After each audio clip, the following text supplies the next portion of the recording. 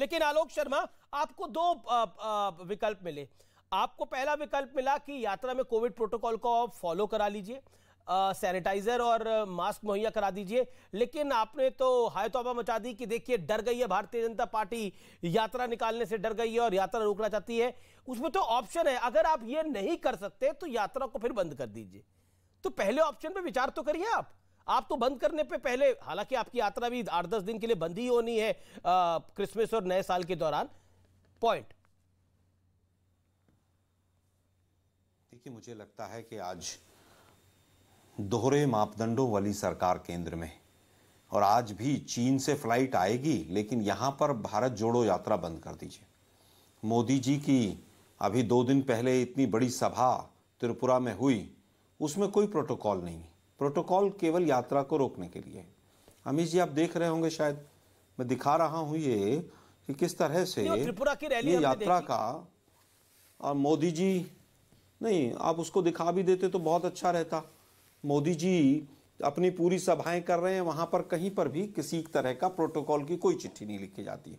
अभी road show हो रहा था 1 हफ्ते पहले मोदी जी का, 10 दिन पहले गुजरात में, कोई प्रोटोकॉल नहीं था। कोविड की गाइडलाइंस सख्ती से पालन होनी चाहिए। क्या कोविड की गाइडलाइंस अभी हैं लागू? हवाई जहाज में तो हट गई हैं, बाकी जगह तो सब जगह हट गई हैं। तो लागू कहां हैं? और क्या डिजास्टर मैनेजमेंट एक्ट देश में अभी लागू है? नहीं है। सही। और अगर आपको चिट्ठी लिखनी थी कि राज्य सरकार का विषय है ये हेल्थ, तो क्या आपने चिट्ठी हेल्थ सेक्रेटरी को या सीएम को या हेल्थ मिनिस्टर को? आलोक, अब मेरा काउंटर क्वेश्चन। आलोक जी, आपसे मेरा काउंटर क्वेश्चन। देखिए, सवाल ये है, आप सही बात कह रहे हैं कि डिजास्टर मैनेजमेंट एक्ट अब लागू नहीं होता, लेकिन कोविड का खतरा इतना नहीं बढ़ा था जितना अब बढ़ गया है। गुजरात चुनाव तक उतना बड़ा खतरा नहीं था, ये आप भी जानते हैं, ये हम भी जानते हैं। बीते, अगर हम 7 दिनों की बात करें तो 36 लाख नए कोविड केसेस आए हैं। बीते 3 दिन के अंदर यह आंकड़ा कहीं ज्यादा है अगर हम बाइफिकेशन करके देखेंगे। क्या आपको लगता नहीं है? और ये जो एडवाइजरी चिट्ठी है, ये सिर्फ राहुल गांधी को नहीं गई है, ये सभी राज्यों को भी गई है। तो कहीं ना कहीं सरकार एक प्रोएक्टिव मेजर से अपने देश के लोगों को कोविड से बचाने का एक प्रयास कर रही है। आपको कोविड प्रोटोकॉल फॉलो करना है, अब सरकार के नियम तो मानने पड़ेंगे। क्या आप फॉलो करेंगे या नहीं करेंगे? देखिए, मुझे लगता है अगर कोई गाइडलाइंस बनेगी और पूरे देश के लिए बनेगी, और गाइडलाइंस अगर हेल्थ मिनिस्ट्री बनाएगी तो कांग्रेस पार्टी भी मानेगी, और चाहे भारत जोड़ो यात्रा में कितने भी लोग होंगे, हर गाइडलाइन का पालन होगा। लेकिन मैं तो ये पूछ रहा हूं कि कर्नाटक में जो यात्रा चल रही है वो भी रुक जाएगी क्या? उसको भी चिट्ठी लिखने की हिम्मत है हेल्थ मिनिस्टर की? क्या जो राजस्थान में इनकी परिवर्तन यात्रा चल रही है उसको भी एक चिट्ठी लिखने की हिम्मत है इनकी? हम कह रहे हैं, सीना ठोक के कह रहे हैं, अगर केंद्र सरकार कोई भी गाइडलाइन बनाएगी, कांग्रेस पार्टी उसका पालन करेगी। जी गौरव भाटिया। दूसरा स्टेटमेंट अब मेरा सुनिए। जी अब जब मुझे केवल ये बताइए, अब एक करके जवाब ले लेते हैं। चीन, एक मिनट अमित जी सुनिए तो सही भाई। जी अमित जी, यही प्रॉब्लम है ना आपके साथ। मैं केवल ये पूछ रहा हूं कि इतनी चिंता हो रही है, अभी भी चीन को बचा रहे हैं आप। तो चीन का चीन ही बोलना चाहते हैं आप। चीन से आने वाली फ्लाइट्स को कब रोकेंगे? क्या उसके लिए कोई मीटिंग हुई? क्या उसके लिए कोई कमेटी बनी? 3 हफ्ते अगर हो गए हैं और लाशों के अंबार पड़े हैं, तो ये सरकार सो रही है क्या? जवाब गौरव भाटिया। सरकार 2020 में भी सो रही थी। गौरव भाटिया तैयार नहीं थी सरकार। गौरव भाटिया जवाब। जब तक मध्य प्रदेश की सरकार नहीं गिर गई तब तक इन्होंने लॉकडाउन नहीं लगा। ठीक है Gaurav Bhatia. Then former minister PP Chaudhary joins me. Okay Gaurav Bhatia, make your point. धन्यवाद। देखिए, पहली बात तो मैं इनको ये बताना चाहूंगा, ये 24 घंटे के आंकड़े हैं, कितने संक्रमित केसेस आए हैं। पूरे देश में 82 24 घंटे में आए हैं, और 37 राजस्थान से हैं। 37 अमीर जी। और यहां पे देखिए, हो सकता है विधिक जानकारी कम हो। इन्होंने कहा केंद्र सरकार गाइडलाइंस बनाती है, बिल्कुल बनाती है, लेकिन आपको याद है जब दूसरी लहर आई, तीसरी लहर आई, तो केंद्र की गाइडलाइंस के ऊपर भी प्रदेश सरकार गाइडलाइंस बनाती थी, और लोकलाइज जो फैक्टर्स थे उसको ध्यान में रखते बनाती थी। आज जो मैंने सवाल पूछा, क्या कांग्रेस के प्रवक्ता राहुल गांधी का वो सर्टिफिकेट दिखाएंगे? अरे भाई, गाइडलाइंस है, एडवाइजरी है, पहले तो ये बता दीजिए। और अगर वो कोविड संक्रमित, दोनों में फर्क बता दीजिए। गाइडलाइंस है, एडवाइजरी है, उनकी बीच में मत बोलिए। गजब है भाई, जो मर्जी झूठ बोले चले जा रहे हैं। एक ही राज्य में 2 कानून। जी क्या मैंने एक ही राज्य में 2 कानून। बीजेपी की यात्रा निकलेगी तो उसके लिए गाइडलाइंस नहीं है। कांग्रेस की यात्रा निकलेगी तो उसके लिए गाइडलाइन, और ये गाइडलाइन है, एडवाइजरी क्लैरिफाई करें। आलोक आप अपनी बात को रख लीजिएगा, पहले यार झूठ बोलने की मतलब आदत पड़ गई, मशीन हो गए हैं लोग। ठीक है, कौन मशीन किसकी है वो गौरव भाटिया जवाब।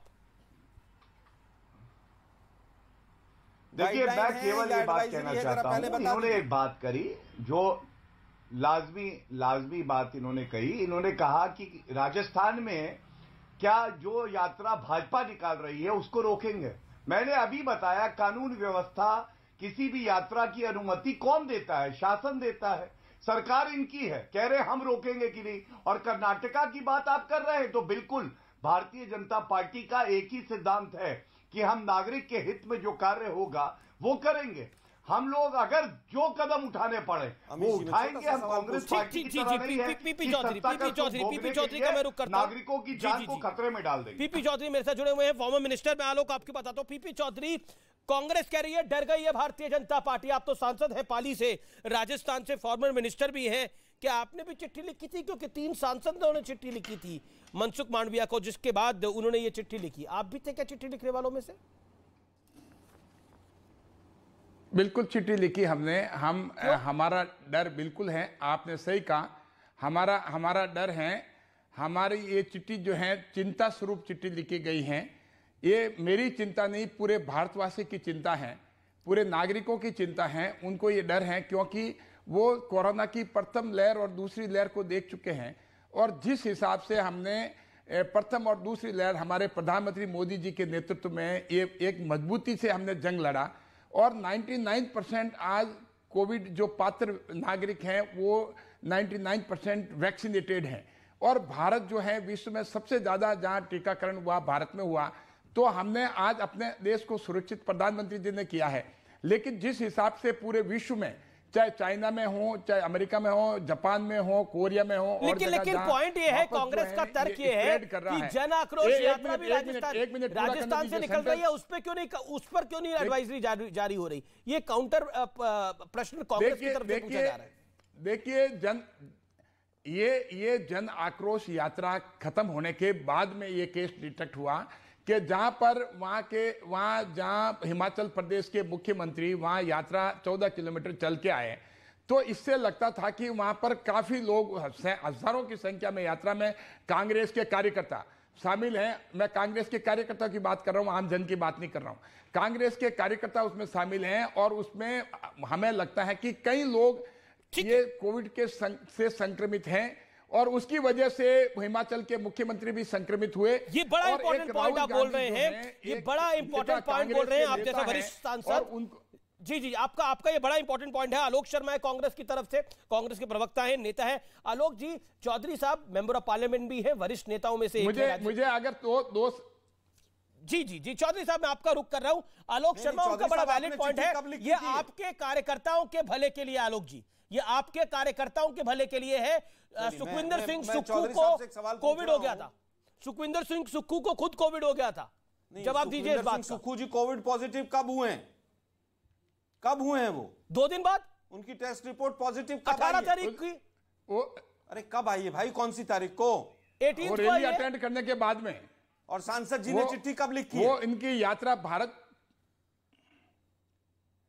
जोड़ो यात्रा के बाद में उसमें से आने के बाद उसमें पॉजिटिव हुए। पॉजिटिव रिपोर्ट उनकी कब आई? आप इसमें इसी तरह पहले लिख दी है इन्होंने। आप दरअसल में क्या है, चिट्ठी कब लिखी आपने? पॉजिटिव रिपोर्ट आने से पहले राजनीति की कांग्रेस को राजनीति दिखती है। गजब है यार, इनको झूठ बोलने के अगर पागल हो गए पूरे देश में फैल जाए, सुक्खू की पॉजिटिव रिपोर्ट कब आई है? 18 तारीख को चिट्ठी कब लिखी है? और पहले मुझे जरा तारीख बताइए मुझे।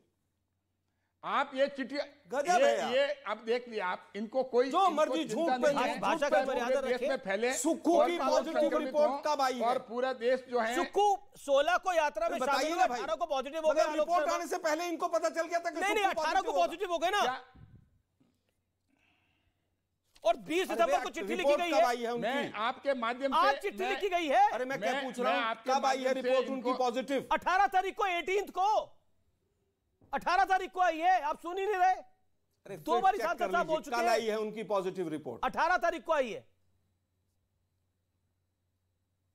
चेक कीजिए उसको अरे चेक करिए आप 18 तारीख को आलोक जी चेक करिए आप एक वो 18 तारीख को पॉजिटिव हुए 16 को यात्रा में शामिल हुए 20 को चिट्ठी लिखी गई है तो और वो भी जानकारी पॉजिटिव रिपोर्ट की डेट क्या है 18 तारीख 18 तारीख पीएम साहब को कहा है कि मैं अपना अपॉइंटमेंट कैंसिल करता हूं ठीक है इन्होंने पहले ही चिट्ठी लिख दी है और इनके चिट्ठी में सुप्पू का कहीं नाम नहीं धन्यवाद है तो पूछिए अच्छा 18 तारीख को पहली चीज दूसरी चीज चिट्ठी 20 को लिखी गई है आज सुनिए ना भाई जरा एक आलोक एक सेकंड पीपी चौधरी बोल ले फिर आप बोल एक सेकंड पीपी चौधरी बोल ले फिर आप एक सेकंड आलोक होल्ड मेरा निवेदन स्वीकार करिए आलोक ओके चौधरी साहब आपके हैं 50 सेकंड आप बोलिए 40-50 सेकंड बोलिए हाँ इनको सुनने के बाद मुझे इस कंक्लूजन पे पहुंचा ये चिट्ठी के चक्कर में तारीखों के चक्कर में पड़े हैं कांग्रेस को देश के आम नागरिक का कोई दर्द नहीं है ये इनको भारतवासी की चिंता नहीं है इनको सिर्फ राजनीति दिखती है लेकिन इनको साथ में ज्वाइन करना चाहिए हाँ हमारे स्वास्थ्य मंत्री जी ने सब बिल्कुल सही कहा है हम इसको फॉलो करेंगे और इसको हम कोविड प्रोटोकॉल को फॉलो करेंगे क्योंकि ये चिंता जो है सिर्फ हमारे दूसरे नागरिकों की नहीं है हमें कांग्रेस के इनके कार्यकर्ता इनकी भी चिंता है इनको स्वयं की इनकी चिंता नहीं देखो राहुल गांधी एक नेता है देश के उनके कांग्रेस के उनको खुद को चाहिए कि वो निर्णय लेते हैं कि नहीं कोविड अपन को प्रोटोकॉल फॉलो करना है इस तरह काफी लोग संक्रमित हो चुके हैं हमें यात्रा को स्थगित करना चाहिए राहुल गांधी अपने कार्यकर्ताओं के जान के लिए अपने कार्यकर्ताओं को कोविड संक्रमण से बचाने के लिए कॉल नहीं इसमें पॉलिटिक्स की क्या जरूरत है अगर मैं सामान्य सी बात है अगर कोविड फैल रहा है बीते 3 दिन के अंदर यह संक्रमण बहुत फैला है तो कोविड प्रोटोकॉल फॉलो करने में हर्ज क्या है तिल का ताड़ क्यों बनाया जा रहा है कोविड प्रोटोकॉल किसने बनाए इसका जवाब इनके पास नहीं है कोविड प्रोटोकॉल की कॉपी आज जो चिट्ठी आई है उसके बाद ये अनर्गल अरे बताइए ना कहां है सांसद महोदय प्रोटोकॉल किसने बनाया चिट्ठी कब की लिखी है गाइडलाइंस कहां है कोरोना की एडवाइजरी है ये एडवाइजरी और गाइडलाइंस का फर्क नहीं पता आपको मैं कह रहा हूं ना ये गाइडलाइन में पढ़ेंगे ये चिट्ठी की तारीख में पढ़ेंगे और फिर दूसरा बड़े नेता फॉलो करें यात्रा हरियाणा में नागरिकों की चिंता नहीं हरियाणा के सीएम को चिट्ठी लिखेंगे आप हरियाणा के सीएम को चिट्ठी क्यों नहीं लिखी चिट्ठी राहुल गांधी को लिखी है हरियाणा के सीएम को भी चिट्ठी लिखी गई है सारे स्टेट को एडवाइजरी इशू करी गई है सारे स्टेट को चिट्ठी लिखी गई है देखिए स्टेट सब्जेक्ट इनको जानकारी दे दूं मैं एक और जानकारी देना चाहता हूं मैं इनको आप सुनिए इनको एक और जानकारी देना चाहता हूं हरियाणा के सीएम को चिट्ठी लिखी है क्या एक जानकारी जो इनको नहीं है हरियाणा के और आपको भी जानकारी नहीं है भारत के हेल्थ मिनिस्ट्री ने हरियाणा के पीपी चौधरी आप रुकिए बीजेपी के प्रवक्ता भी हैं गौरव भाटिया वो जवाब देंगे